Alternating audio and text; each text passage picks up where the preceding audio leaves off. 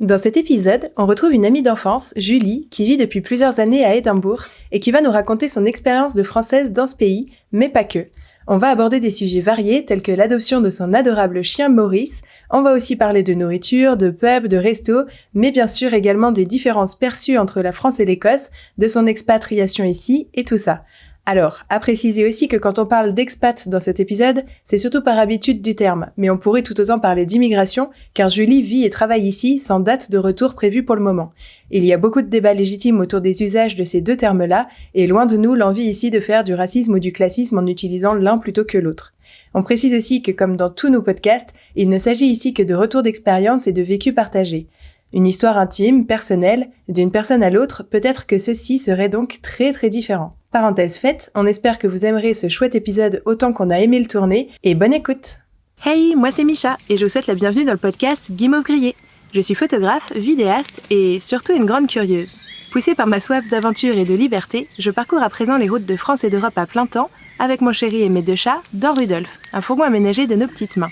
Vagabond du dimanche, touriste à plein temps, punk à chat ou encore Bobo Van Lifer, notre nouveau mode de vie génère autant de petits surnoms que de fantasmes et d'interrogations. Alors seul, accompagné de mon chéri Chris ou de nos chouettes invités rencontrés sur les routes, chaque épisode lève le voile sur une facette de notre quotidien, nos réflexions et partages au fil du chemin, ou une simple petite tranche de vie nomade. Alors installez-vous confortablement avec nous au coin du feu, et c'est parti pour une nouvelle dégustation de Guimauve Grillé.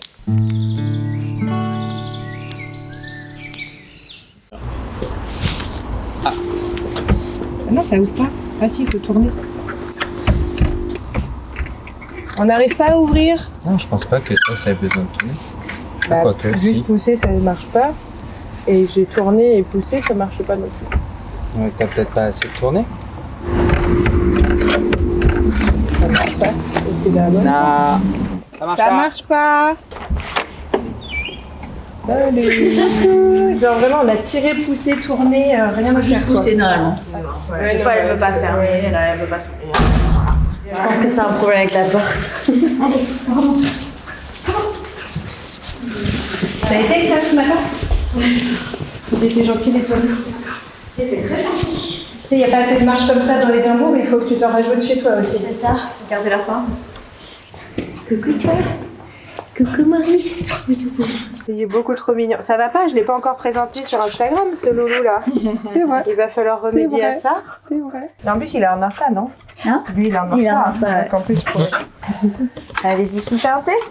Des souvenirs, tu bois pas de café. Non, mais j'ai du café.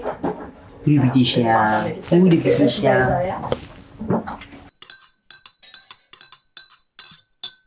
Hello et bonjour à toutes et à tous. Aujourd'hui, on se retrouve dans un contexte très très cool, faut dire ce qui est, parce que nous sommes à Édimbourg, dans l'appartement de Julie, et on reviendra dessus un petit peu plus tard, mais bonjour Julie. On est aussi accompagné de Maurice, son chien, qui est beaucoup trop adorable, que vous allez sûrement entendre tout du long du podcast. Les petits chiens. Oh, ben oui. C'est quoi ton surnom? Momo. Tu viens de me baver sur le nez là? Oui, ça va que j'aime bien les chiens et que je profite quand j'en vois. Et bien sûr, il y a Chris avec moi, parce que je ne suis pas partie toute seule en Écosse. Bonjour. Bonjour Maurice. Ah bah écoute, il a répondu à ton bonjour. Pour l'image, Maurice a sauté sur Chris pour lui dire bonjour. Oh là là, t'es malheureux. C'est terrible. Tu vas être une jolie déconcentration. Ouais, mais je vais lui donner un. Distraction, ça ne se dit pas déconcentration. Non, c'est pas grave. Quand on habite au Royaume-Uni depuis un certain temps, on peut créer des groupes. C'est vrai, on a une excuse. Ça compte ou pas si ça fait presque 2 mois qu'on est là? La grâce. Oui. C'était un peu dur la descente. Il y avait plus de place, Maurice. J'ai des pattes courtes, les gars, ok? On se moque pas. Alors, on commence par quoi? Est-ce qu'on te présente? Est-ce que tu te présentes? Pour la petite anecdote qui est très très rigolote quand même, c'est que si on connaît Julie, c'est parce que j'étais en début de primaire avec elle, donc même pas tout le primaire en fait. En CM1. CM1 quand même? Fin CM1, j'ai pas fait mon CM2. Fin CM1, ok. Donc, Julie était ma meilleure copine en primaire. On était inséparables, on était tout le temps fourrés ensemble. Et après, elle est partie déménager à l'autre bout du monde. Ouais. Et Carrément. ça met un frein quand même aux amitiés, surtout de primaire en général. Autant les amitiés adultes, ça peut tenir, autant. Et surtout à l'époque, il n'y avait pas les réseaux sociaux parce qu'on est des vieux. Pas Internet. C'est ça. MSN, c'était après. C'est ça. Même MSN, ça n'existait pas à l'époque. Et j'avais pas de PC d'ailleurs. Et on s'est complètement perdu de vue, forcément. Et on s'est retrouvés. Alors, on en a parlé l'autre jour, mais on sait plus trop comment ça s'est fait, ni quand, ni quoi. Il y a pas très longtemps. Ouais. Enfin, il y a quelques années. On s'est retrouvés il y a quelques années via les réseaux sociaux et puis voilà, réagir de temps en temps à story interposée et puis le hasard des choses qui fait que vous venez en Écosse. Moi, je vous ai légèrement encouragé aussi, faut dire. De manière très légère. À partir du moment où on a commencé à dire sur les réseaux sociaux qu'on avait bien envie d'aller visiter l'Écosse, Julie était là genre oui. Viens, j'ai plein de conseils. Ça, c'est la petite anecdote de comment on s'est rencontrés, mais est-ce que tu peux te présenter en quelques mots peut-être? Genre vraiment très simple, très light, très comme tu veux, freestyle. Et ben, je m'appelle Julie, ça fait 4 ans que j'habite à Édimbourg et je suis venue habiter sur Édimbourg parce que je suis tombée amoureuse d'Édimbourg puisque avant d'y être, j'étais à Belfast en Irlande du Nord pendant 1 an et demi.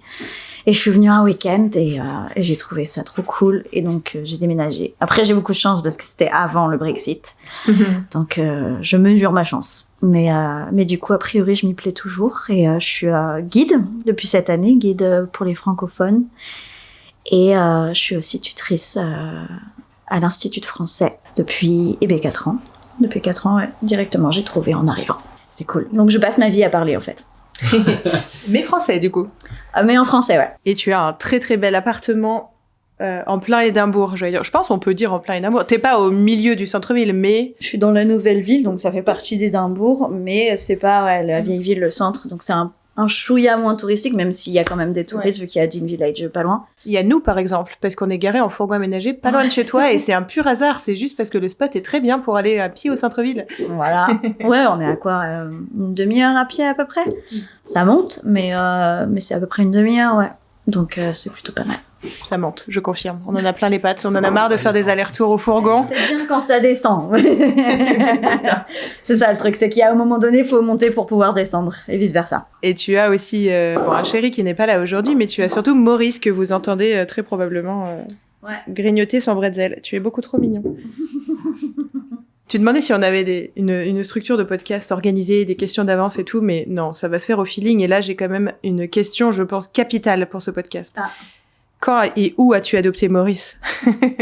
Alors, Maurice, ça faisait un bout de temps que je voulais un corgi. Et au bout d'un moment, je me suis dit, c'est bon, j'ai 33 piges, j'ai pas acheté de maison ou d'appartement, j'ai pas de voiture, etc., j'ai pas d'enfant. Et du coup, Maurice, j'ai pas mis trop longtemps à le trouver, mais j'ai cherché quelques semaines, et en fait, il vient au-dessus de Liverpool. Il vient d'Angleterre, et il est arrivé chez nous le 27 ou 28 janvier. Il est arrivé à l'âge de 4 mois et on avait engagé un transporteur pour le ramener jusqu'à Édimbourg. Et c'est rigolo parce que le gars était absolument pas traumatisé. Il est arrivé dans l'appart, il s'est senti chez lui directement. Il nous a sauté dessus, hyper sociable comme toujours. Enfin, aujourd'hui, c'est la même chose. Il aime tout le monde, il aime tous les chiens. Je connais pas du tout cette race de chien. Est-ce que c'est un tempérament assez commun pour les corgis ou... Je sais qu'ils sont réputés pour avoir un fort caractère et pour le coup, il en a un. Après, je sais pas s'ils sont vraiment très très sociables, mais en tout cas, ils ont vraiment leur humain en général quand ils aiment un humain. Sinon, ils sont réputés pour avoir un caractère. Donc, quand ils ont une idée en tête, ils l'ont pas ailleurs. Pour être des sacrés personnages et pour aboyer beaucoup, mais il aboie pas énormément. Il aime juste pas trop le facteur. Oui, parce que j'avoue que il est très joueur parce qu'il est jeune, mais on l'a pas du tout entendu depuis. Après, il aime pas la sonnette quand les gens sonnent ou quand ils sont derrière la porte et qu'il sait qu'il y a quelqu'un mais qu'il arrive pas à le voir. Là, il va aboyer, mais en règle générale, sinon il aboie pas. Ah ouais, il a l'air très calme. Et du coup, tu l'avais jamais rencontré avant, quoi. C'est genre, il est arrivé, c'était là, quoi. Ouais, c'est ça, un peu ça, ouais. En fait, il en restait 2 dans la portée. Et j'ai fait mon choix par rapport à sa bouille. Et du coup, j'ai bien choisi. C'était une bonne intuition. Donc je suis contente. De toute façon, quand t'es prêt, je pense, à adopter et que l'animal après il est là, tu fais tout. Enfin voilà, c'est avec de la patience, beaucoup d'amour, le lien il se crée et après de toute façon, on est fichu, on craque, voilà, c'est tout. Mais à la base, je voulais quand même un chien qui vienne d'une SPA, d'un chenil. Mais ici, il y a des règles qui sont assez chiantes parce qu'ils adorent les animaux, mais sur les contrats appartements. c'est marqué pas de fumeurs, pas d'animaux. Donc dans la loi, si c'est marqué sur le contrat, on peut pas normalement avoir des animaux. Après, on est plein à resquiller, hein. Mais le truc, c'est que si on veut adopter dans des refuges, il faut une lettre avec l'accord et la signature du propriétaire pour pouvoir adopter. Ah ouais. Ce qui fait que c'est pour ça, je pense, enfin c'est ma théorie, hein, j'ai pas demandé à tout le monde, mais les logements étant chers à Édimbourg, je ne pense pas que tout le monde soit propriétaire, mais on a énormément de chiens, et c'est quasiment que des chiens de race, et je pense que c'est la raison pour laquelle on a des chiens de race énormément ici, c'est que les gens achètent des animaux, parce qu'ils peuvent pas nécessairement les adopter, parce que la plupart des propriétaires sont contre le fait d'avoir des animaux à la maison. Ouais. Ah ouais, c'est fou ça. Franchement, on est direct dans le dur, mais je m'y attendais pas du tout, parce que justement, c'est un des trucs qu'on a remarqué depuis qu'on est en Écosse. Donc pour le petit contexte, au Royaume-Uni en général, on a remarqué que, juste faire une parenthèse contexte avant, ça fait à peu près 2 mois, ça fait un petit peu moins de 2 mois qu'on est au Royaume-Uni, là. Et on a remarqué que partout, les gens, ils ont des chiens. Ouais. Et en plus, des fois, ils en ont pas qu'un, c'est commun de voir des gens avec plusieurs chiens et tout ça. Et vraiment, ils ont l'air d'adorer les chiens. Et si on le remarque, même si on est juste touriste en van ici, c'est parce que dans le moindre magasin, il y a plein d'accessoires pour les chiens. Dans les boutiques souvenirs, il y a la moitié de la boutique souvenir, c'est juste des accessoires pour ton chien. Enfin, vraiment, c'est incroyable. On n'a pas ça dans tous les pays, quoi. Donc, je me suis dit, mais c'est pas possible. Les gens, ils adorent les chiens ici. Et pareil, dans les restos, dans les bars, dans tous les établissements où on va, dans beaucoup d'endroits qu'on a visités et tout, ils mettent dog friendly, ils le mettent vachement en avant. Ils ont des gamelles devant la plupart des établissements et tout, donc enfin vraiment ouais, on s'est dit c'est ouf, ils aiment trop les chiens ici, et c'est une question qu'on se posait justement de savoir s'il y avait des refuges ou pas ici ou pas, ou si justement ils aiment tellement les chiens que peut-être ils les abandonnent moins qu'en France, j'en sais rien. Alors sur les statistiques exactes, j'en ai aucune idée, mais oui, il y a des refuges. Ils ont quand même des refuges. Ouais. Il y a des refuges, notamment les vieux chiens qui en général coûtent trop cher, parce qu'en fait les vétérinaires ici ils coûtent plus cher qu'en France. Et je pense que déjà ils ont des chiens de race pour la plupart, donc c'est des chiens qui ont des problèmes bien spécifiques quand ils vieillissent, notamment quand on prend un bulldog, un carlin, même un corgi, en vrai ils ont des problèmes de dos, etc. Et donc quand ils vieillissent, ils peuvent avoir des maladies bien spécifiques qui vont coûter cher au niveau du traitement, etc. Donc il y a des gens qui ont tendance à abandonner leurs vieux chiens parce que financièrement ils peuvent pas les assumer. Mais bon, a priori quand on prend un animal, c'est un peu voilà quoi, la vie la mort. Petite parenthèse prévention, renseignez-vous, n'abandonnez pas vos animaux, mais surtout avant même que la question se pose, parce que j'imagine que quand les gens, j'en sais rien, peut-être j'essaye de trouver des excuses ou des raisons là où faudrait pas, mais j'imagine que quand les gens en sont rendus à abandonner leur animal, c'est qu'ils ressentent l'impression de plus avoir le choix, j'en sais rien, et du coup ce qui est bien, c'est renseignez-vous avant d'adopter surtout, en fait. Plutôt que juste dire... Gardez le chien d'une pote. C'est ça. Renseignez-vous bien sur ce que ça implique d'avoir un animal. Et justement, c'est oui, les petits chiots ou les petits chatons, c'est mignon, mais dites-vous que ça va vieillir et beaucoup plus vite que ce qu'on pense. Et même des fois, voilà, les problèmes de santé peuvent même arriver jeunes, malheureusement. C'est comme pour les humains, hein, faut t'as pas de chance des fois. Et comme tu disais, en effet, surtout sur les animaux de race, c'est connu souvent... C'est limite un peu plus prévisible et facile à anticiper. Alors, il y a toujours la part de pas de chance, hein, mais disons qu'il y a des choses, tu sais que tu risques de ne pas y couper au bout d'un moment, quoi. Donc, vraiment, renseignez-vous sur les animaux que vous adoptez et sur ce que ça peut vous coûter et voir si vraiment vous êtes prêt à assumer tout ça derrière ou pas, quoi. Effectivement, essayez de garder le chien d'un copain ou d'une copine quand ils partent en vacances, voir si on est réellement prêt à avoir un animal, si on est prêt à sortir minimum 3 fois par jour, à avoir ça à inclure dans l'emploi du temps si on travaille, etc. C'est quand même pas anodin, et aussi si on prévoit d'avoir des enfants. Parce que c'est ça aussi, il y a beaucoup de parents qui abandonnent leurs animaux quand ils ont des enfants parce qu'ils se rendent compte qu'ils ont plus de temps à leur consacrer. Donc, faut faire attention. Mais pour revenir au sujet des refuges, selon moi, mais après c'est selon moi, je pense qu'il y a quand même un peu moins d'abandon. Je pense qu'en France, on est les rois quand même au niveau des abandons des animaux, surtout en été. Mais il y a quand même des refuges. Et c'est vrai que ça m'étonne vachement, quoi, ce que tu disais sur... Quand je vois à quel point ils sont fans des animaux ici, je me dis, mais si tout le monde est dog friendly, pourquoi les proprios, Enfin, je sais pas, ça me paraît dissonant, en fait. Je pense qu'il y a aussi un gros truc avec la moquette. Ici, la plupart des logements, ils ont de la moquette. Par exemple, c'est tout con, mais par exemple, sur Marketplace ou sur l'équivalent du Bon Coin ici, à chaque fois, c'est marqué quand ils vendent quelque chose que ils ont pas d'animaux ou ils sont pas fumeurs. parce qu'a priori, ils font vachement attention à tout ce qui est allergie et ce genre de choses. Et je pense que le fait d'avoir un animal, c'est pareil, pour la moquette, c'est un peu risqué. Je pense qu'il y a un truc en rapport avec ça, et aussi, pour pas abîmer les logements. Mais je sais, il y a des gens qui m'ont dit qu'il y avait des propriétaires qui prenaient pas d'enfants. Ah aussi. oui. Ouais. C'est assez étonnant. Très restrictif, hein. Alors, Après, c'est détourné, hein. C'est pas en mode vous avez des enfants, c'est mort. C'est en mode on vous demande si vous avez des enfants et donc on va préférer donner le logement à quelqu'un qui n'a pas d'enfants plutôt que quelqu'un qui a des enfants. C'est pas écrit comme clause noir sur blanche. C'est chaud. Ok, ouais, c'est vrai que c'est pas faux cette histoire de moquette. Mais d'ailleurs, t'en as pas dans ton appart là, toi aussi? Non, j'ai de la chance. C'est vraiment un miracle. Hein. Les derniers, j'en avais. Et là, j'en ai pas. Et c'est ce qui m'a un peu fait choisir cet appart aussi. C'est l'absence de moquette. On va revenir, je pense, sur un petit peu ton parcours et qu'est-ce qui t'a amené à vivre ici, même si tu l'as un petit peu dit en intro, le fait que t'as eu un gros coup de cœur et tout ça. Mais toi, qu'on est lancé sur les trucs un peu surprenants du Royaume-Uni, qu'est-ce que t'as remarqué d'un point de vue très personnel, hein, mais les grosses différences entre l'Écosse et la France? Des petits trucs du quotidien un peu rigolos ou les trucs qui t'ont le plus choqué ou les trucs qui te manquent le plus ou qu'au contraire, tu préfères...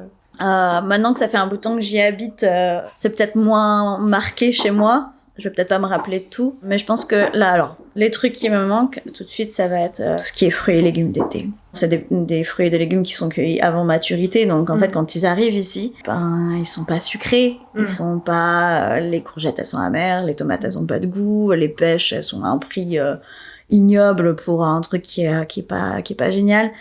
Donc ouais, ça c'est le truc où vraiment quand je rentre en France, je préfère y aller l'été. Comme ça, je me fais ma bonne grosse dose de tomates, de melons, etc. Peut-être qu'ici, niveau production de fruits et légumes, c'est peut-être limité. Il y en a, mais pas énorme. Et il y a pas, c'est vrai qu'il y a pas énormément de production, mais il y a des petites fermes qui font des trucs bio et tout de manière sympa. Mais c'est la même chose en termes de goût. C'est pas, il y a pas de soleil, donc il y a pas de soleil. Il y en a un, il fait pas toujours pas beau. Oui, nous on a eu énormément de chance. Ça fait 2 mois qu'il fait beau, donc. Cette année c'était particulier en plus, mais bon, c'était particulier partout. Sinon, chose étrange, la première fois que je m'en rappelle ça. Un truc qui m'a étonnée la première fois quand je suis arrivée, c'est la caissière qui me demande si je vais bien, d'où je viens, et quel a été le moment le plus plaisant de ma journée. Ah, on n'a pas eu la dernière, mais les autres nous ont marqué aussi. Ouais. C'était vraiment what the highlight of your day. Et j'étais en mode, attends, c'est une vraie question ou c'est une question à laquelle il faut pas forcément répondre rhétorique? Et non, elle voulait vraiment savoir comment ça s'était passé. Et derrière, les gens ne soufflent pas, on n'entend pas un... Non, les gens juste attendent, il y a pas de souci, ils aiment bien faire la parlotte. Et vraiment ça m'avait choquée en mode, waouh! Les gens prennent le temps de discuter. Et de manière générale, c'est ça, les gens adorent discuter. En tant que Française, c'est assez curieux. Et aussi, cette fois où j'étais à Belfast et je suis rentrée, il faisait nuit. Et il y a un mec qui était derrière moi en train de marcher. Et mon réflexe premier, ça a été de traverser pour qu'on soit pas sur le même trottoir au cas où. Et après, en fait, je me suis habituée et j'ai réalisé que il y aurait pas de problème. Enfin, il était en train de marcher derrière moi parce qu'il rentrait juste chez lui, il me suivait pas. Et ça, c'est hyper reposant en tant que femme personnellement de pouvoir, parce que c'est la même chose en Écosse. Alors, je fais un mini insert ici. Julie m'a précisé après coup que, en tout cas, elle voulait parler d'Édimbourg ici. Elle généralise pas forcément à toute l'Écosse parce que, d'une ville à l'autre de l'Écosse, l'ambiance peut être assez différente. Donc, voilà, petite précision. Là, elle parle spécifiquement de ce qu'elle connaît, c'est-à-dire d'Édimbourg. De pouvoir sortir à tout moment de la journée dans n'importe quelle tenue, de pas se demander par quelle rue on va passer. Enfin, le risque zéro n'existe pas, mais personnellement, j'ai rien à raconter à ce sujet, quoi. Ouais, tu t'as beaucoup moins été embêtée, le sentiment de sécurité est un peu plus grand, tu trouves ici, et t'as pas eu de mauvaise expérience ou quoi, contrairement à la France, quoi. Non. Et on va mettre ça de côté tout de suite, c'est pas parce qu'il y a moins d'étrangers ici, hein. Surtout Édimbourg, c'est très cosmopolite. Mais je sais pas, les gens s'en fichent, c'est dans la culture. Enfin, on le voit en plus, les filles qui sortent le soir en bande, elles sont absolument pas habillées chaudement, et quelle que soit la saison, et vraiment il y a pas de problème, les gens s'en fichent, quoi. Donc ça c'est quand même plaisant, et ça fait un point en moins, des choses en moins à penser, etc. C'est alors que quand je rentre en France, je sais que ça va m'arriver. Je le sais. Donc, c'est pas avec plaisir, mais je l'anticipe. C'est vrai qu'il y a peut-être une partie de l'auditorat qui ne s'en rend pas compte, mais en tant que femme et habitant dans des grosses villes, en France, des fois, c'est chiant, quoi. Je vois, on a eu le même truc quand on est rentré de plusieurs mois dans les pays nordiques l'année dernière. On rentre à Nantes. Je sors 2 fois sans crise, et les 2 fois, j'ai été emmerdée dans la rue, quoi. Donc, par chance, jamais des trucs trop... Ça va, Maurice? Ça, c'est un surplus d'excitation. Il est trop content. Not all dogs, ok?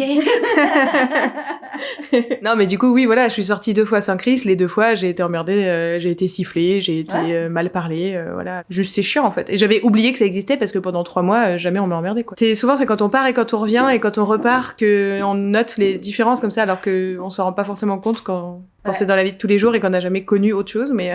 Ouais. La dernière fois, ça m'a choquée quand je suis revenue je reviens à Bordeaux la plupart du temps. Et il y a un gars qui m'a coursé sur la rue Sainte-Catherine, pour ceux qui connaissent la rue Sainte-Catherine. Il était 2 ou 3 heures du matin, je rentrais de soirée. Et il m'a couru après pour se planter devant moi, pour me dire qu'il m'avait vu loin et que du coup, il aimerait bien avoir mon numéro de téléphone pour qu'on se revoie. J'étais là, mais gars, on court pas après les gens en plein milieu, de la nuit. Ça fait peur, en fait. Ouais, surtout qu'il arrivait loin, t'es là, ok. Donc un sentiment de sécurité agréable à vivre ici et la gentillesse des Écossais. Ça, c'est rigolo, je reviens sur ce point-là parce que vraiment, on a bugué de fou les premières fois qu'on a fait des courses ici. Pareil, le caissier, tu dis hi, et puis l'autre aussi, mais tu t'attends à ce que ça s'arrête là. Et sauf qu'il a enchaîné en mode blablabla. Et du coup, on a fait, vraiment, on n'était pas prêts. Donc, du coup, le cerveau était pas branché, quoi. Donc, on n'a pas compris. Donc, on l'a fait répéter. Et non, en fait, la personne demandait juste si on allait bien. Et du coup, c'était presque encore plus bizarre parce qu'on l'a fait répéter et on comprenait toujours pas parce que la deuxième fois, on avait compris les mots et la traduction. Mais on comprenait pas pourquoi tu nous demandes ça. Enfin, tu sais, c'est trop genre en mode, attends, c'est une vraie, comme tu dis, t'es en mode, est-ce que c'est une vraie question où il faut que je réponde? Est-ce que... Ça, ceci dit, ils vont souvent le faire ça va? Alors que ça ne demande pas forcément de réponse. Ouais, plus comme entre collègues en France, quoi. Exactement, là où tu fais ouais, ça va et toi, et t'attends pas à ce qu'on épilogue dessus, c'est vraiment la question de politesse. Ça, ils peuvent le faire aussi dans les magasins, et c'est vrai que moi, j'ai toujours pas capté, des fois, quand est-ce qu'il fallait que je réponde ou quand est-ce qu'il fallait pas que je réponde. Enfin, c'était juste question rhétorique pour être poli. Mais des fois, oui, c'est vrai qu'ils vont engager la conversation vraiment sur... ce que vous achetez ou des trucs comme ça. Désolée pour les bruits, ouais. Maurice détruit l'appartement. Il est en train de tuer un animal. Mais c'est vrai que oui, ils engagent beaucoup plus la conversation facilement. Ouais, c'est trop rigolo. Et ouais, à côté de ça, c'est pareil. On s'attendait à venir hiberner au fin fond de l'Écosse, au milieu des paysages déserts, et en fait, on a juste beaucoup trop pratiqué notre anglais depuis qu'on est là, quoi. Alors, je dis trop, dans le sens affectueusement. Juste tellement plus que ce à quoi on s'attendait. Alors, je sais pas si tu veux en parler, peut-être, Chris? Oui, parce que depuis tout à l'heure, Chris est un peu fatigué, mais il est là quand même, rassurez-vous. Il a fait 2-3 plans de coupe et tout. C'est vrai que il y a eu plusieurs moments où, au final, que ça soit quand on était en train de faire des randos, ou même la dernière fois, juste on était sur un pont après être parti de Pitlow. On s'engage plus sur la fin de ce nom de ville maintenant, c'est plus simple. Pitlochry. On était sur la route, on a vu un endroit assez stylé, on s'est arrêté, on était en train de faire des photos et des vidéos, et là il y a un gars qui a débarqué, qui a commencé à nous taper la tchatch en mode ah salut, ça va bien. Maintenant, au bout de plus d'un mois, on savait que potentiellement c'était plus ou moins une vraie question, et on a répondu, et puis en fait on a engagé une conversation. Je crois on est resté entre 15 et 30 minutes facile à parler en mode j'aurais dit une vingtaine de minutes aussi. Qu'est-ce que vous avez fait? Ah oui, moi aussi j'ai un ami, il est en France et tout. Mais vraiment, genre le mec il nous a raconté sa vie, et c'est ça qui est d'autant plus étonnant, c'est qu'on pourrait se dire que dans ce genre de situation, les conversations pourraient rester entre guillemets un peu futiles par rapport à ce que tu es en train de faire là, maintenant, tout de suite, et qu'est-ce qui t'amène là, maintenant, tout de suite. Ou sur la météo, ou des trucs comme ça, comme en France, quoi. Mais en fait, ça ne s'arrête... Ils adorent le small talk sur la météo. Ils peuvent passer des heures à parler de la météo. Ah, si. En effet, on a parlé de la météo cette fois-là, mais ce qui nous étonne, c'est que ça s'arrête pas qu'à la météo, quoi. Il y a aussi des questions un peu plus profondes, des fois, derrière. C'est ça, le gars, il nous a raconté sa vie, ses anecdotes, qu'est-ce qu'il faisait là, combien de temps ça faisait, où est-ce qu'il avait voyagé, qui l'avait rencontré, ce qu'il aimait bien, ce qu'il aimait pas. On est sorti de ça et on était en mode, c'est marrant d'avoir parlé avec quelqu'un, enfin vraiment au milieu de... Enfin, tu t'y attends vraiment pas du tout. Et c'est pour ça que on était sur un trottoir sur un pont, donc vraiment le contexte... et c'est pour ça que les premières fois, vraiment, on s'y attendait pas. Du coup, on a juste rien compris à ce que les gens disaient et on se regardait bizarre en mode... Enfin, qu'est-ce qu'il veut, quoi, le gars, genre, enfin, c'est chelou. Alors oui, ça arrive aussi en France, ça. Mais là, c'est plus le côté, c'est pas anecdotique, quoi. C'est en quasi 2 mois, tous les 2 jours, on tapait la tchatch avec des Écossais. Enfin, je veux dire, j'exagère à peine, mais ou des fois c'était avec d'autres voyageurs sur les spots en van et tout. Bon, ça c'est encore un peu autre chose, mais même la fois où on a rencontré, c'est aussi parce qu'on promenait les chats sur un petit spot. Du coup, forcément, les chats, ils attirent l'attention un peu des gens. Ah oui. Mais tu vois, en France, souvent, les gens, ils s'arrêtent, ils disent 2-3 phrases et puis ils s'en vont. Alors que là, du coup, c'était un couple de... Ils avaient plus que ça, je crois qu'ils fêtaient leurs 60 ans de mariage. Oh. Donc, je sais pas quel âge ils avaient, mais ils étaient pas tout jeunes du tout. Et en fait, ils s'étaient garés derrière le fourgon sur un spot et on a commencé à papoter autour des chats parce que voilà. Et après, ils ont commencé justement, pareil, pas juste le small talk en mode « Oh, les petits chats, il fait beau », tu vois, c'est... Genre, ils ont commencé à nous raconter qu'ils étaient sur leur anniversaire des 60 ans, est-ce qu'on avait visité tel endroit ou tel endroit parce qu'il fallait absolument qu'on y aille parce que c'était trop bien, et qu'ils avaient bossé pendant plus de 40 ans à tel endroit, et que c'était cool, et qu'ils... Enfin, genre, vraiment, tu sentais que c'était pas fake, quoi. Enfin, ça faisait vraiment... Ils étaient gentils pour de vrai, quoi, tu vois. Ouais. Pas juste le truc de politesse, quoi, donc... Les gens ont facile à parler, mais je pense qu'il y a certaines fois, par contre... notre niveau d'anglais bloque un peu peut-être certaines conversations parce que à l'inverse, il y a 2-3 spots où on a passé la nuit, où il y avait d'autres camping-cars ou genre de choses. Déjà, j'ai l'impression qu'il y a énormément d'anglais et d'écossais à voyager en van, mais vraiment partout en Écosse aussi. Et des fois le matin, juste en mode tu sors de ton fourgon, tu vas poser ta poubelle ou je sais pas quoi. On a vu un certain nombre de fois, quand même assez souvent, genre les gens qui se disaient bonjour, qui se posaient la question de savoir en mode comment ça va, et puis hop, ils engageaient une conversation pendant 10-15 minutes sur le parking. Et hop, après salut, bonne journée. Mais je pense que c'est peut-être encore un peu plus facile pour eux, étant donné qu'ils parlent assez bien anglais. Nous, il y a certaines fois, c'est vrai que vu qu'on percute pas, on répond qu'à moitié à la question, et donc du coup, peut-être qu'il y a certaines fois où ça coupe la conversation. Mais je pense que si on avait eu un meilleur niveau d'anglais, ça aurait pu encore partir plus davantage en conversation. Ouais, je pense que c'est... je suis pas sûre que ce soit qu'une histoire de niveau d'anglais, parce que en soi, ceux avec qui on a parlé, ils nous disaient que ça, à chaque fois, on s'excuse pour notre accent, machin. Les gens, ils sont ah non, mais c'est trop cool et tout. Mais je pense qu'il y a aussi la génération, parce qu'il y avait beaucoup de gens qui étaient plus âgés que nous, et du coup, ils parlaient entre personnes du même âge. Et aussi le côté, engageant, enfin justement comme on n'a pas l'habitude de ça, où nous on va pas nous poser les questions parce qu'on n'a pas l'habitude tout simplement, et c'est pas qu'on n'a pas envie ou qu'on s'intéresse pas aux gens ou quoi, mais juste c'est tellement pas naturel que des fois non mais des fois on est dans notre truc, ils nous disent bonjour, on dit bonjour et on continue à faire notre truc, là où du coup eux ils vont plus facilement s'arrêter, dire bonjour aussi et direct enchaîner sur ça va machin et tout, et nous comme on n'a pas ce réflexe là, je pense que ça limite aussi. Mais pourtant, le nombre de fois où on a eu des discussions, alors que pourtant, tout ce qu'on vient de dire comme argument qui freine vachement, tu te dis genre, waouh, mais attends, du coup, si t'es anglophone ici, ou si t'es pas anglophone, mais que, je sais pas, t'as un visage hyper avenant et que t'es tout le temps prêt que t'es prêt à discuter, ouais, c'est ça. C'est en mode genre, waouh. Mais franchement, c'est trop cool. Enfin, on a trouvé ça vraiment très, très rigolo, quoi. Ouais, mais... Je sais pas, c'est des gens qui sont curieux, c'est des gens qui aiment bien échanger, qui aiment bien donner des conseils, etc.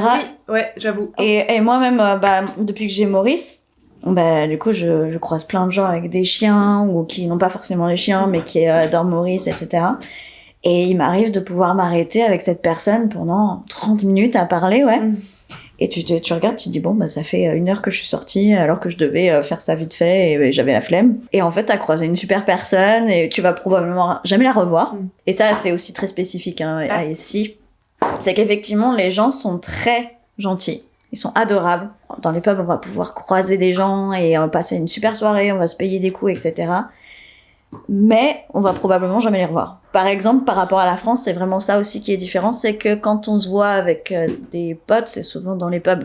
On s'invite pas les uns chez les autres. Ce qui fait que c'est peut-être moins chaleureux ou accueillant, donc il faut être au pub au même endroit à chaque fois. Mais il n'y a pas la même culture de partage. Donc effectivement, ils sont très, très sympas, et on peut avoir des grandes discussions avec eux, passer un très très bon moment, mais... il y a de grandes chances pour que le jour d'après, vous les voyez, ou vous disiez bonjour comme ça, et puis de temps en temps, vous parliez, mais à aucun moment, ça va être « Hey, tu veux venir boire un coup chez moi ?» C'est très rare. C'est très, très rare. Effectivement, il y a cette facilité d'approche, mais il n'y a pas forcément cette facilité de contact durable. Ouais. On a un peu ressenti ça dans les pays nordiques aussi, du coup, c'est marrant. Parce que, en fait, depuis qu'on est en Écosse, on n'arrête pas de faire le parallèle. Il y a plein de trucs qui ressemblent, enfin, même... au niveau des paysages, au niveau de la météo, au niveau de la possibilité de voir des aurores boréales. Bon, on n'est pas au niveau de la Laponie, mais quand même, on en voit ici plus qu'en France. Et du coup, ça nous fait rire à chaque fois de voir plein de petites similitudes avec les pays nordiques. Et du coup, c'est drôle que même dans la façon de sociabiliser, de ce que tu es en train de dire, j'ai l'impression que ça ressemble aussi un petit peu à ce qu'on a pu ressentir là-bas, ouais. Après, je sais pas, parce que on est adulte. Déjà, quand t'es adulte, c'est un peu plus difficile de te faire des potes. Et puis nous, en plus, en tant qu'expatriés, quand t'arrives ici, t'es vierge de toute relation sociale, donc t'es là, devenez mes amis. Et ce qui fait que c'est plus facile, effectivement, de se faire des potes expats aussi. Parce que on est tous un peu en recherche de vie sociale, de pouvoir partager des choses, d'être humain, quoi. Et eux, ils habitent ici, donc ils ont déjà leur cercle de potes, et puis ils n'ont pas nécessairement envie ou besoin d'agrandir le cercle, ou bien d'ajouter des potes.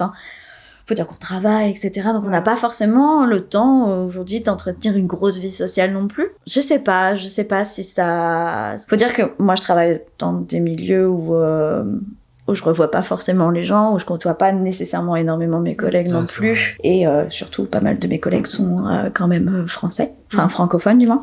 J'ai quelques potes écossais, mais ça se compte sur les doigts d'une main. Et c'est parce que je les ai rencontrés via des circonstances. J'en ai 2, c'est des élèves à moi, qui sont devenus des potes. J'en ai une, c'est parce qu'elle a aussi un corgi et qu'elle habite juste à côté de chez moi.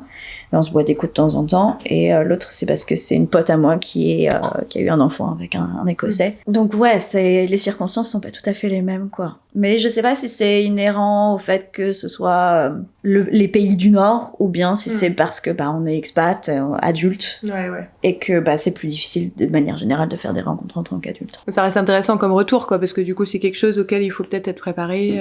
Dites-nous éventuellement dans les commentaires si jamais vous avez des retours d'expérience complètement différents. Après c'est ça qui est intéressant aussi, c'est que d'une situation à l'autre, parce que comme tu dis, le type de milieu dans lequel t'évolues peut jouer, l'âge peut jouer, le contexte.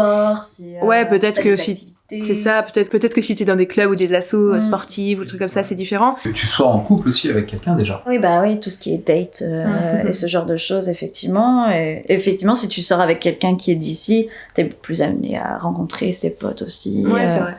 Oui, il y a pas mal de contextes différents. Et puis peut-être ce sera intéressant de voir je sais pas, différence aussi expat dans une grosse ville comme Édimbourg ou expat au fin fond de la campagne. Est-ce qu'il y aurait peut-être des diffs aussi Après, c'est pour ça aussi qu'on aime bien ce podcast. C'est à chaque fois, c'est juste des retours d'expérience, à prendre uniquement en tant que retour d'expérience personnelle, et chaque situation est unique. Mais c'est pour ça que c'est bien d'avoir aussi un peu le contexte de chaque histoire, quoi. C'est cool. Ça reste intéressant d'avoir le retour d'une personne dont ça fait quand même 4 ans au final que t'es là, donc c'est pas non plus genre j'ai passé 3 mois, c'était cool, voilà comment ça se passe. T'es un peu plus aussi ancré dans une vie quotidienne écossaise, quoi. Ouais. Depuis qu'on est sur Édimbourg, c'est-à-dire ça fait 3 jours, on se balade quand même pas mal dans la ville, on voit beaucoup de pubs, on voit beaucoup de restaurants, et ça tombe bien parce que les pubs sont cool, mais autour de ça, est-ce que tu penses que même les gens un peu locaux, au final je pense que t'as un peu répondu tout à l'heure en disant que les gens se voyaient au pub, mais du coup c'est peut-être aussi une des raisons qui fait qu'il y en a énormément de différents,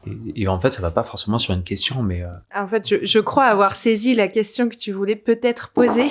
Tu me dis si je me trompe, mais en gros c'est un peu la conversation qu'on a eue hier. On se faisait la remarque qu'il y avait beaucoup de pubs et de restaurants partout à Édimbourg, et après oui c'est une capitale, c'est une grosse ville et tout, mais même en prenant ça en compte, on a l'impression qu'il y a vraiment beaucoup de lieux pour sortir, et en plus des lieux extrêmement chouettes, à thème, hyper diversifiés et tout.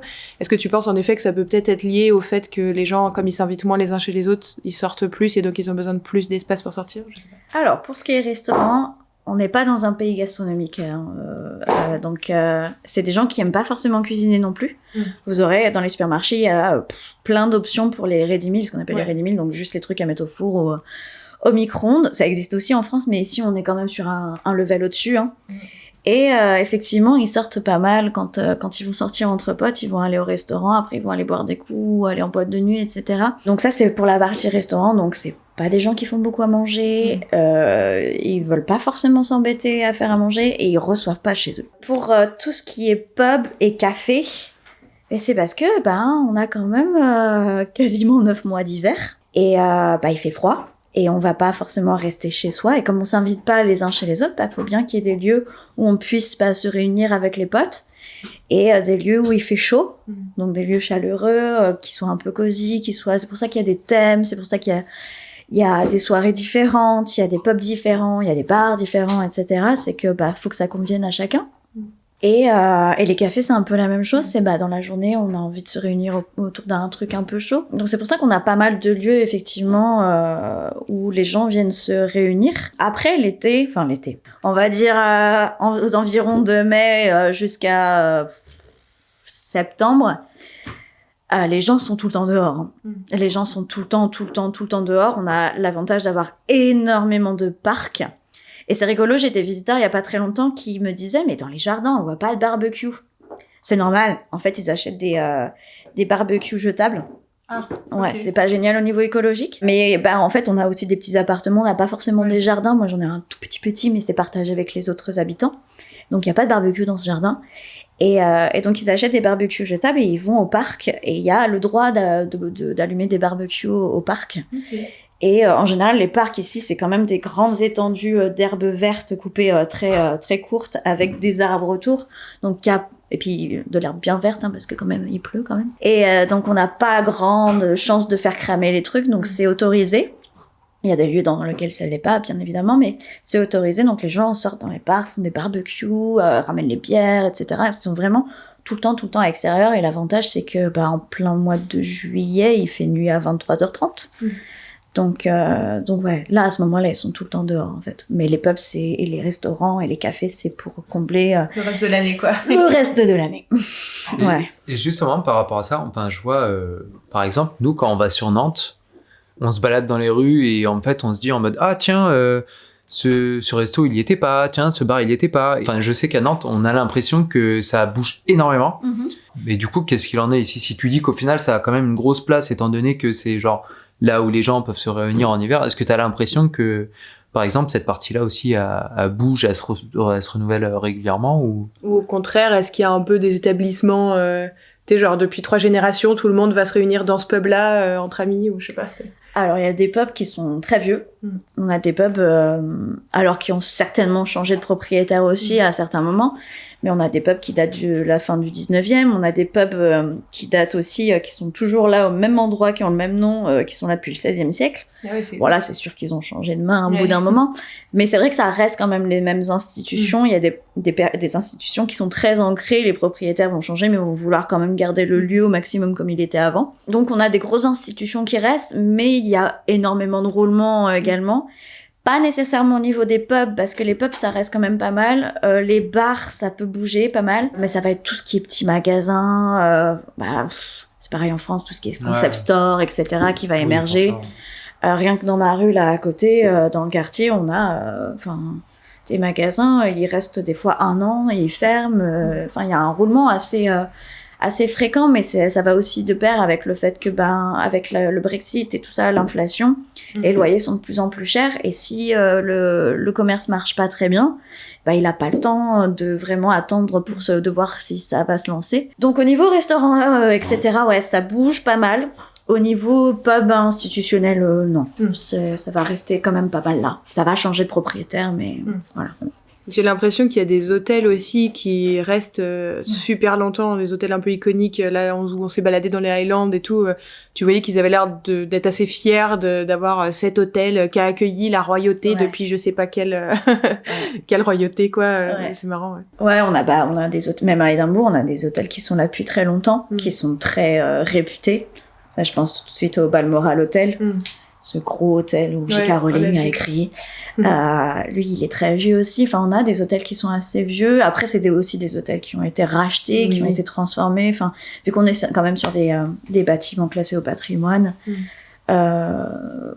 Mais oui, c'est vrai que dans le reste du pays, ils sont très fiers, et souvent, c'est des choses qui se transmettent de génération en génération. Et des fois, tu te demandes comment ça survit, parce que c'est en plein milieu des Highlands. Mais de ouf. Franchement, le nombre de fois où on s'est dit, mais d'où il y a un hôtel là, d'où il y a un resto. Puis tu sais, en plus, tu roules, tu vois personne pendant je sais pas combien de temps. T'arrives à l'établissement et là tu vois plein de voitures et tout, et t'es en mode mais ils sortent d'où les gens? Enfin, ils habitent où ces gens-là? Parce que tu vas pas me faire croire qu'ils ont fait 3 heures de route depuis Inverness pour venir là ce soir. Donc c'est qu'ils doivent bien habiter quelque part. Peut-être qu'ils habitent dans cet hôtel. Ouais, c'est ça. C'est fort probable même.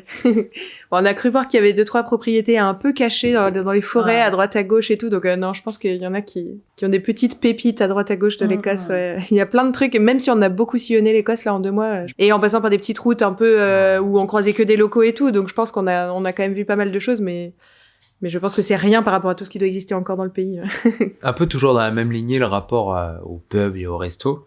On a été surpris, nous, enfin, c'est très français de traîner le soir, d'aller manger tard le soir. Et au final, quand on est arrivé ici, on a été assez surpris de voir que les gens, limite, ils allaient manger à 17h30, 18h le soir. Et puis 21h, ça y est, tout est fini. Et toi, par rapport à ça, enfin, comment... aujourd'hui, est-ce que t'es rentré dans un rythme écossais ou est-ce que t'as quand même un peu toujours ce rythme, surtout d'autant plus si tu dis que beaucoup de tes amis sont encore, sont expats français. Est-ce qu'au final tu gardes ton rythme français ou est-ce que, comment ça s'est passé? Avec mes potes expats et notamment français, c'est souvent qu'on va s'inviter les uns les autres, mais souvent, ça arrive. Mais aussi on va se rejoindre au pub. Donc effectivement, on a pris ce pli de commencer à faire la soirée assez tôt. Et c'est vrai que moi, quand je retourne en France et qu'on me dit « Rendez-vous au bar à 8 ou 9h », je suis là « Quoi ?» Je vais mourir de faim. Je vais mourir de faim, je suis crevée les gars. En fait, je vais me poser dans mon canapé, je vais juste m'endormir et puis vous allez me dire qu'il va falloir aller boire des verres. Non, j'ai un peu pris le pli parce que c'est vrai qu'on est... En fait, on a fini cette journée, donc on est un peu fatigué, mais on est toujours en mouvement. Donc, moins la flemme d'aller je ne sais pas où pour aller boire un verre ou voir les poteaux. Les poteaux, Julie, vraiment ce mot. Les potes. On l'a dit tout à l'heure, on est vieux et vieilles, voilà. Les poteaux. C'est sorti tout seul en plus. Et du coup, ouais, on a pris le pli de... déjà, en plus, moi, j'aime bien aller dans des pubs qui sont assez petits. Je vais pas dans des trucs où c'est plein blindé de monde, etc. Et donc, il faut arriver à un peu de bonheur pour avoir des tables. Et donc, on arrive, 18h. Je dirais que ça commence vers 18h. Je sais pas pourquoi exactement ça s'est fait comme ça. Est-ce que le froid a une incidence sur ça? Parce que dans les pays du Sud, on sort tard aussi. Ouais. La nuit qui tombe plus tôt, peut-être? Ouais, oui, mais on était pas tant. Et encore, ouais, c'est vrai. Et c'est pour ça que les gens aussi sont étonnés parce que, ils commencent à manger tôt, etc. Et ça, il faut leur dire aussi aux gens, les restaurants, effectivement, ferment en général. Les pubs, les cuisines des pubs ferment à 9h. Les restaurants, ça peut être un peu plus tard selon le restaurant. Les magasins ferment tôt aussi, 17h en général. Et les cafés à 16h. Les cafés à 16h, donc ça, faut être prévenu, effectivement, quand on vient sur l'Écosse. Même l'Irlande, c'est la même chose. Faut se préparer mentalement à faire la fête tôt et puis à se lever tôt le lendemain aussi. Ouais. Et c'est marrant parce qu'on a vachement ressenti une sorte de décalage vis-à-vis de ça. Du coup, les pubs, les restos, les cafés, même les boutiques dans la rue, même les rues les plus touristiques du monde. Là, à Édimbourg, on voit il y a énormément de tourisme, mais en fait, à partir de 17h ou à les grands max, certaines boutiques très touristiques, 18h, c'est fermé. Mais à côté de ça, les supermarchés, c'est 22h, 23h, on en a vu certains, et ouverts aussi le dimanche, quoi. Minuit. Et ils ouvrent... à Inverness, je crois, il y en avait, ils finissaient à minuit. Ouais, c'est ça, et même, ils ouvraient, je crois que c'était 6h minuit. Ouais. Une amplitude horaire de ouf. Du coup, c'est assez étonnant de voir ce décalage, je trouve, entre les magasins les supermarchés qui ferment super tard, mais le reste, entre guillemets, de la vie normale et quotidienne des gens se termine super tôt dans la journée, quoi. C'est important pour la fringale de 22h. Ouais, faut faire attention, ça, aux heures de fermeture. Et puis, il faut pas dire que les Écossais sortent le jeudi, soirée étudiante, vendredi soir, samedi soir. Non, les Écossais sortent tous les soirs de la semaine. Il y aura pas moins de monde le mardi soir. Il y en aura un peu moins, mais pas... on va toujours galérer à trouver des tables. L'effet grande ville aussi, je sais pas. Oui, vous étiez dans un pub finalement où il a fermé à 21h en plein milieu de la campagne, non? Ouais, on était à Fort Williams. Ouais, donc c'est pas. Et on a fait, c'est pas le fin fond de la campagne, mais il était pas dans le centre-ville de Fort Williams, il était un peu en périphérie de Fort Williams. Et ouais, à 21h30, on était les derniers dans le pub, quoi. Normalement, il reste ouvert jusqu'à 23h, mais en gros, on était les derniers à 21h30, donc ils ont fermé derrière nous, quoi. On peut poser des questions sur ton expat maintenant. Parce que là, on a pas mal parlé des différences, voilà, des petites choses qu'on trouve rigolotes.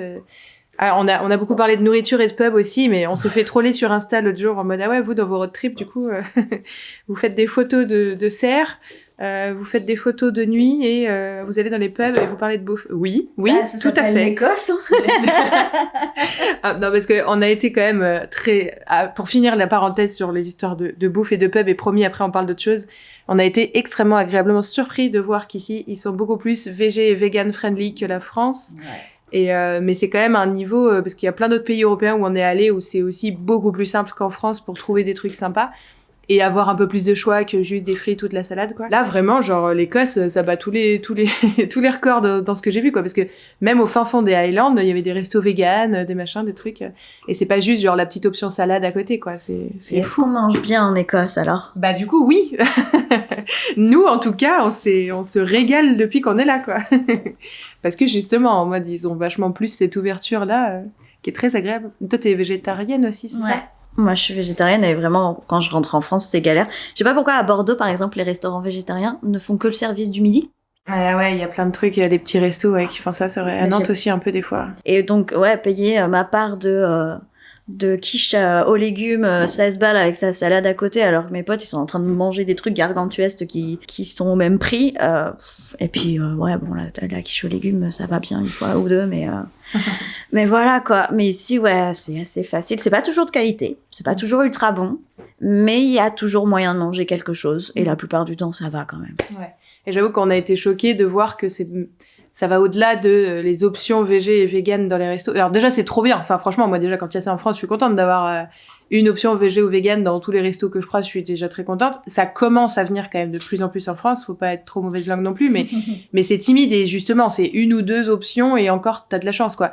Alors que, et pas partout, quand même. Même dans les grandes villes, c'est pas toujours garanti. Là, c'est carrément, t'as plein de restos full végé vegan, quoi. J'ai été, alors ok, on est sur Édimbourg, c'est une grande ville, c'est une capitale et tout, mais ce que je veux dire, c'est que proportionnellement, c'est quand même impressionnant le nombre de, enfin, je veux dire, on n'a même pas à aller chercher, juste on se balade dans la rue et on voit des trucs et c'est marqué végé et vegan partout, quoi. Hier, on passe à l'arrache devant un truc qui faisait burger, kebab, machin, dans une petite rue, un peu paumée avec une devanture un peu bif bof. C'était marqué en gros, végé, vegan. Enfin, je suis en mode, ouais, au point de faire leur com là-dessus, même dans des petits trucs de fast-food. J'ai l'impression qu'ils sont aussi beaucoup plus inclusifs, par rapport à... Ils sont aussi très gluten-free, lactose-free, machin. Enfin, il y a un peu tous les régimes qui sont facilement accessibles très à ici. cheval sur les allergies aussi. Ouais, de ouf. Genre au resto, l'autre jour, enfin le brunch que tu nous as indiqué, là d'ailleurs, merci encore, c'était trop bon. On entre dans le truc de brunch et la nana qui nous place, elle nous demande si on a des allergies. J'aurais dit bonjour, est-ce que vous avez des allergies? Enfin vraiment, tu sais, c'était la deuxième phrase, quoi. Ouais. Donc on s'est fait la remarque en mode c'est cool qu'il demande. Alors en l'occurrence, Chris est allergique aux crevettes. Depuis qu'on est végé à tendance vegan, étonnamment, on n'a plus de problème. Mais il peut y avoir des traces. Ouais, c'est vrai. Mais il est pas allergique à ce point, donc ça va. Mais du coup, on a été hyper agréablement surpris une première fois. Après, on s'assoit. La personne qui vient nous commander, pareil, elle redemande. Enfin, genre, on nous a demandé 3 fois en tout, quoi, avant de recevoir nos plats. Donc, ils ont pas envie d'avoir de problème, quoi. Non, ils sont très à cheval. Mais même moi, ayant bossé dans des écoles, on a eu des formations sur les allergies, comment réagir en cas d'allergie avec les épipènes, etc., etc. Donc là, ça fait quelques années, ça fait pas très très longtemps, mais on voit qu'ils sont très très à cheval là-dessus. Ouais. Et est-ce qu'il y a 4 ans, c'était déjà autant comme ça, tu t'as trouvé, ou est-ce que c'est quand même encore plus ces dernières années Pour tout ce qui est végétarien, vegan, etc., ça a jamais été un problème. Mais pour les allergies, ça fait 2-3 ans, je dirais, qu'ils ont commencé à vraiment renforcer les trucs dessus. Bon allez, promis, on arrête de parler de nourriture maintenant, même si c'est un sujet passionnant, c'est ça, en tant que... Par rapport à ton expat maintenant, est-ce que, on va parler, deuxième sujet passionnant, l'administration. Non, mais je me dis, ça pourrait peut-être intéresser des personnes qui nous suivent, qui seraient intéressées aussi de tester l'expérience à l'étranger. Est-ce que t'as trouvé ça galère pour t'installer ici? Ah oui, mais encore une fois, toi, t'auras une expérience un petit peu différente, mais bon, t'as peut-être 2-3 clés ou retours d'expérience qui seraient pertinents quand même à nous dire là-dessus. Moi, je suis arrivée avant le Brexit, donc c'était hyper facile. Et en plus, j'ai pu m'enregistrer pour avoir un statut particulier. Donc, j'ai un statut qui me permet de rester sur le territoire, de travailler sur le territoire, d'habiter sur le territoire autant de temps que je veux. Mais en revanche, je peux pas quitter le territoire indéfiniment, pour l'instant. Puisque si je le quitte trop longtemps, je peux plus revenir. En revanche, pour les personnes qui souhaitent aujourd'hui venir au Royaume-Uni, c'est quasiment impossible. Bon, pour les stages, c'est mort. Je crois qu'il y a une exception pour les stages non rémunérés. Mais ça, il faut bien se renseigner. Pour tout ce qui est woofing, ça a été interdit il y a pas très longtemps. C'est vrai? Ouais. C'est interdit carrément. Alors, c'est pas que c'est interdit, c'est qu'ils demandent à ce que les gens rémunèrent les woofers. Et c'est une loi qui est passée il y a pas très longtemps, là, il y a quelques mois. Faire aussi drastiquement le changement, ça doit faire casser la tronche à plein de trucs. Non, Maurice. C'est pas un jouet, c'est... Ah, la baffe de l'enregistreur. Ah. Sinon, si vous voulez venir, faut un visa. Et pour avoir un visa, faut trouver une entreprise qui veuille bien vous embaucher et surtout vous sponsoriser pour ce visa. Parce que c'est eux qui vont le payer, le visa. Et ils vont s'intéresser à des profils bien particuliers, type médecin, chirurgien, ingénieur, enfin, que des profils haut de gamme, on va dire. Alors que clairement, ils ont besoin d'autres profils, hein. Mais pour l'instant, voilà, on en est là. Et il faut gagner un minimum de 39 000 livres par an sur le salaire, ouais. Ce qui fait que si vous êtes en dessous de 39 000 livres, c'est mort. Même si l'entreprise veut bien vous... Hein? Producteur de bus, ça marche pas. On a non. Des annonces sur les bus en mode vous pouvez gagner jusqu'à 36 500. Ah non. Du coup, non, ça suffira pas, les gars. Ouais, c'est... Bon alors, petite parenthèse postérieure à ce podcast ici, sachez que tout ce qu'on dit là, ça s'inscrit sur une certaine temporalité, mais que tout ça évolue très régulièrement et très rapidement. Le mieux reste de se renseigner auprès de votre ambassade ou de n'importe quelle autorité compétente pour voir à la date où vous êtes intéressé pour tout ça, qu'est-ce qui est applicable ou pas. Et notamment, par exemple, parce que ce podcast a été tourné en 2024, mais là, depuis 2025, il y a des nouvelles procédures, même en simple touriste, pour pouvoir accéder au Royaume-Uni.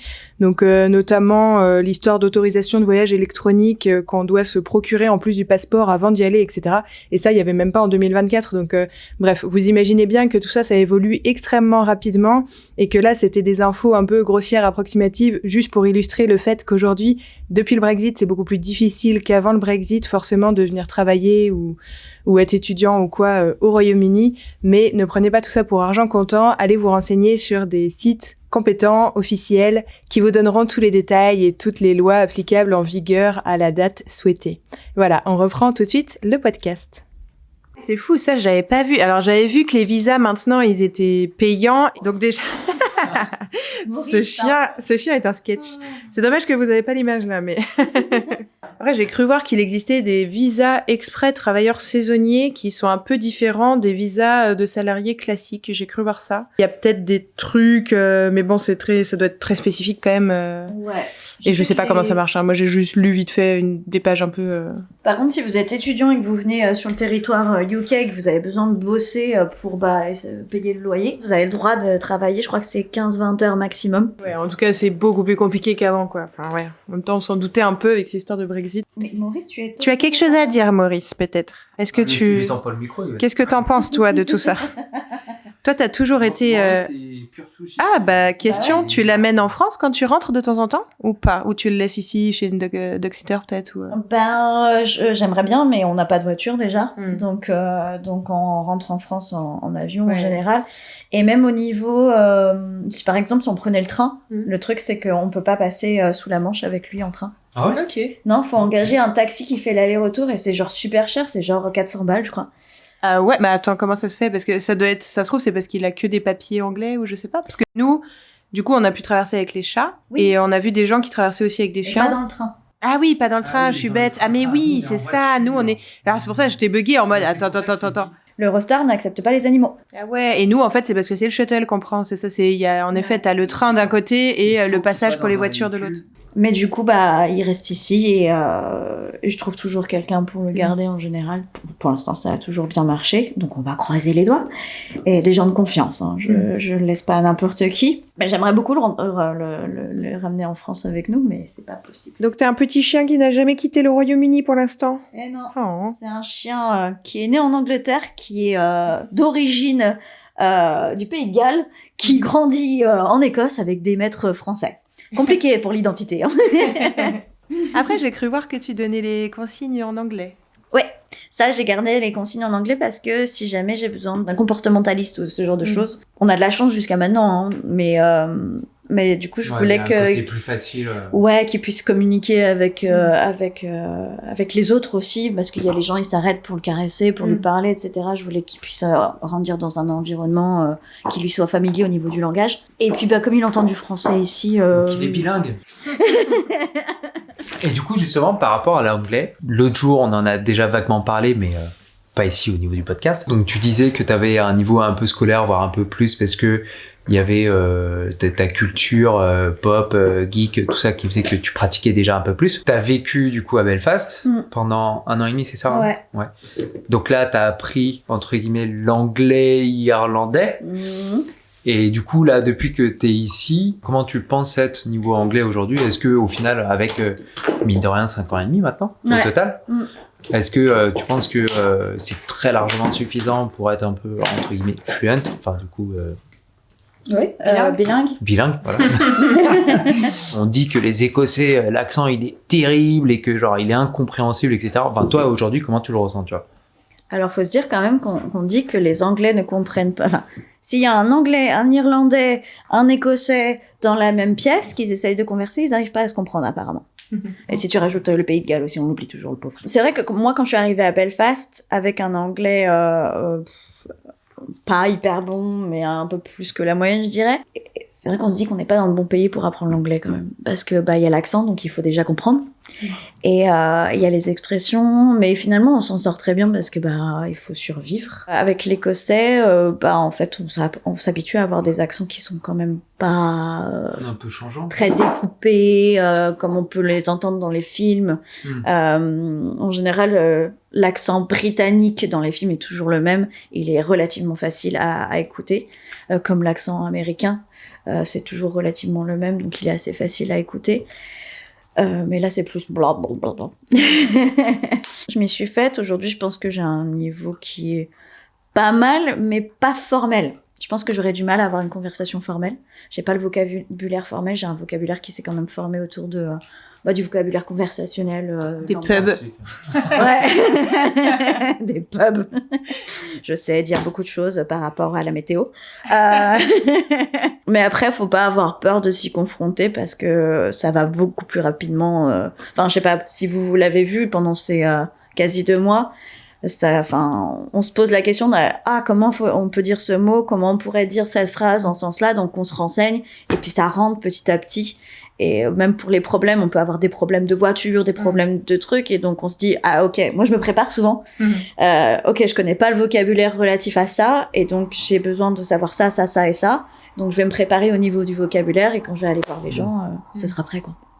Ouais, puis au final, je trouve que les gens, quand même, ils sont... Enfin, on y revient, les gens sont gentils. Ouais. Du coup, je vois, nous, là où on a eu le plus de mal avec l'accent, c'est que... Parce que oui, on a beau avoir vécu en Finlande, beaucoup voyagé et tout, à chaque fois, faut quand même toujours un peu se remettre dans le bain au départ de l'anglais, enfin, le temps que ton cerveau, il reconnecte un peu, quoi, de dérouiller tout ça. Et au début, on avait, pas mal peur de l'accent écossais, parce que, voilà, il est un peu légendaire.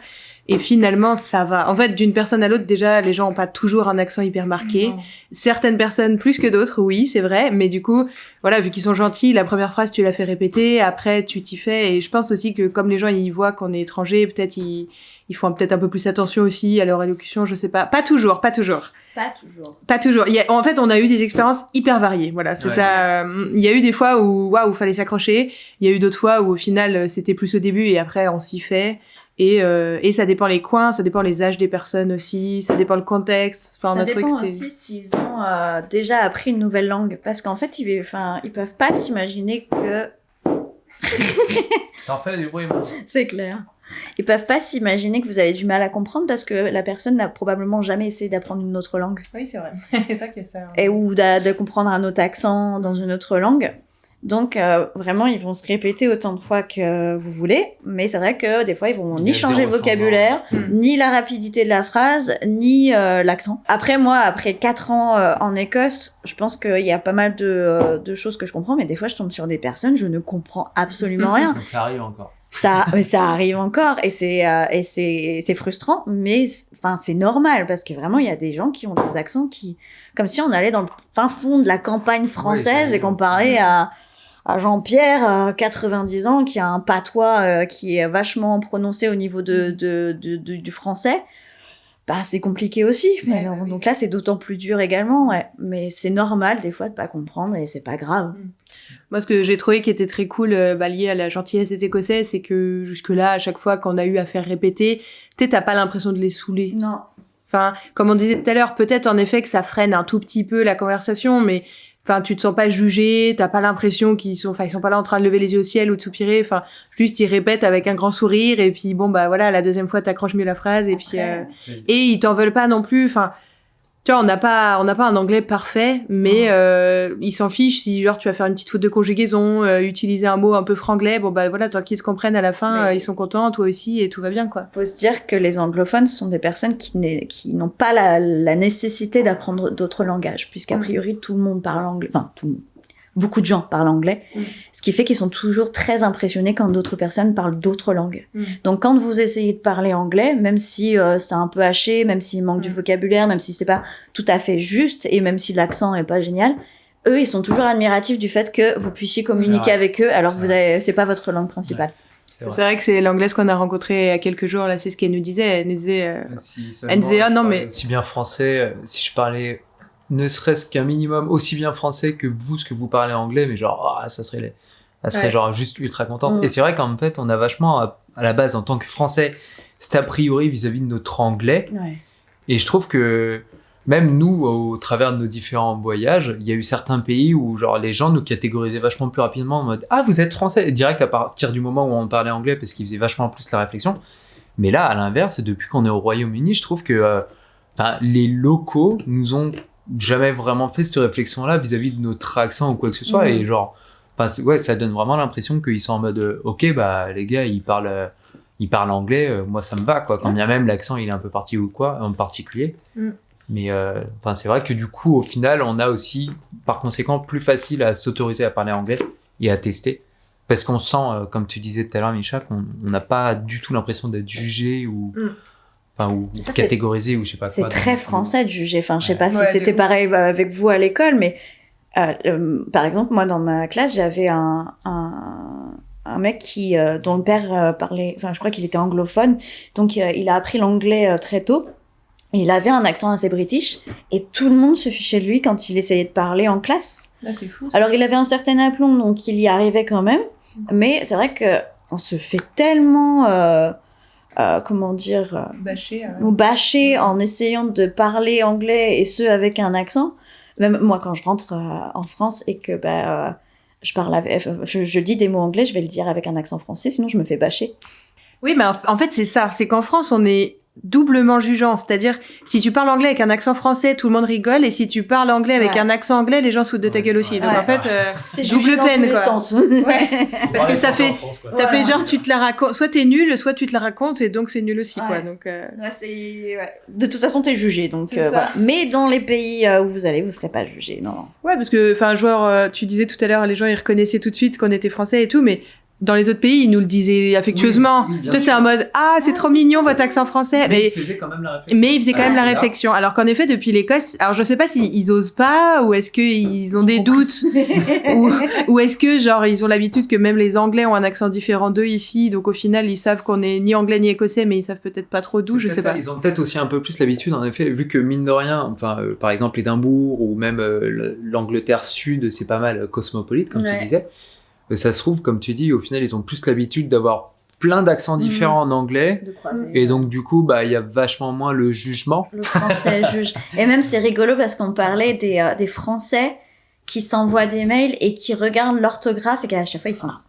Cette personne a fait une faute. Et ça, apparemment, c'est très, très français parce que si jamais ils iraient faire ce genre de réflexion, même si la personne fait une faute dans son mail. On est des gens qui jugeront. Le côté élitiste français, classiste. Après, la France. Faut pas considérer qu'ils sont tout en bienveillance aussi. Hein. Les Britanniques aiment bien, devant vous, faire comme si tout allait bien, il y avait aucun problème. Et derrière, en fait, ça jase. Ça jase derrière le dos. Ouais. Ça, par contre, c'est un peu...